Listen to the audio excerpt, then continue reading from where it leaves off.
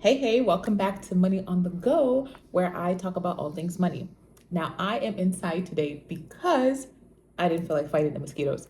And I'm wearing my cap today because the beginning of a long journey, especially when you have short hair, is really a self-reflective time because I am in a hair transition. I started to twist my hair like the beginning of a lock journey, and then halfway through, I'm like, not ready for that yet. And so I decided to take it down, and I'm gonna do a different style instead and wait a little bit more, wait for it to grow a little bit more, and then retwist it and see if I wanna keep it in that manner or do something else. We shall see. But anywho, we're here to talk about the expenses for this week and how much it cost me to live my life here in Mexico, as well as pay for all the bills that I am still responsible for in America. First things first is housing. This is usually the most expensive things for most people. It usually goes housing, transportation, and food. For housing this week, I did not spend anything. I'm here in Mexico with Trusted House Sitters. In short, Trusted House Sitters is a website where people sign up. Everything's background checked, and you can see people who are wanting house sitters or pet sitters or plant sitters. It really just depends on what the person's needing. And then you can apply for sits. You meet with the person virtually, or if you're in their town, I guess you can meet with them face to face. Y'all decide if it's a good mutual fit, and then you accept the sit to watch their place while they are gone. I'm currently here in Mexico because I found a sit where it was a mutual fit. And so I'm here for a while, actually.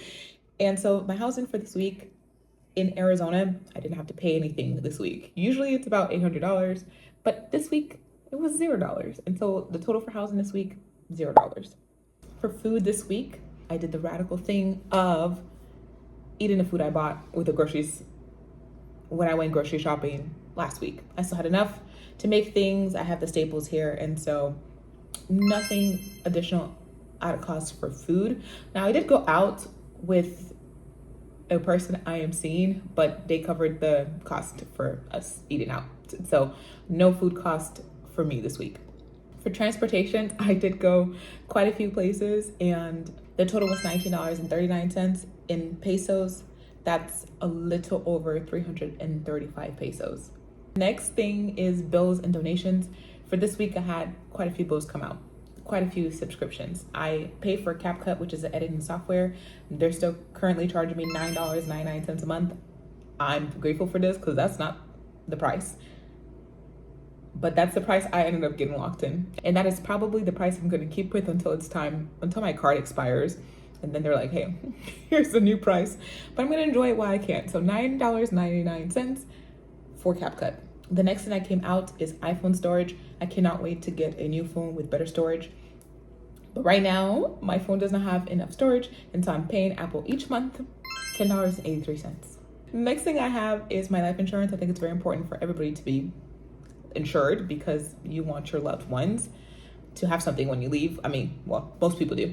And especially if you're in a position of taking care of people, it's doubly important so that they can have something when you go, because we will all go. We just don't know when. Anywho, the total for my life insurance for this month was just under $100 for the policies I have. And then the other bill that I have in terms of, this is strictly tied to the US, is my student loans. My student loans are finally under $9,000, which is fantastic. I'm happy. To be honest, in totality, my loans is much less than it could be. I was very fortunate to have all of my undergrad covered because of the scholarships I got leaving high school, going to college. And this was back in a time where Arizona still had the AIMS scholarship. I don't know if people remember that. It's gone now. But if you exceeded on AIMS test, there was a scholarship opportunity that allowed you to go to school, to a state school, essentially for free, and covered a lot of the tuition cost, which was so much lower back in the day. So the majority of my student loans are actually from grad school. I originally had paid this off in 2020, but this is during the time of COVID, and I thought about it real hard, and I said, give me back my money. And thankfully, since that was a time where the payments were not required, they gave me back my money, because I really thought about it. I said, now who needs this money more, me or the federal government? And the answer was me. I needed it more. So the total that I ended up spending this week for my student loans was $206.63 for my student loans. That equates to just over 3,500 pesos. And another thing that I did this week for myself was get a massage. There's a really great massage person. I went and got a massage. The total that I ended up paying for the massage and the tip was 1,000 pesos, which equates to just under $57.70 for an hour massage. Actually, I did a little bit more than an hour and 15-minute massage, which is just under $60. I'm really enjoying my time here in Mazatlan. Now, there are many mosquitoes here, or at least the part of the city that I'm living in, because I'm close to the water, which is great to be able to, after work, go walk, explore, and eat a lot of delicious seafood. So I'm grateful for the opportunity to explore this part of Mexico, but it's very hot, it's very humid. So I don't think that I'm not sure if Mazatlan would be the place that I end up staying, but I'm really happy for the opportunity to explore it more. I've been enjoying myself here. The total that I spent this week was $407.43.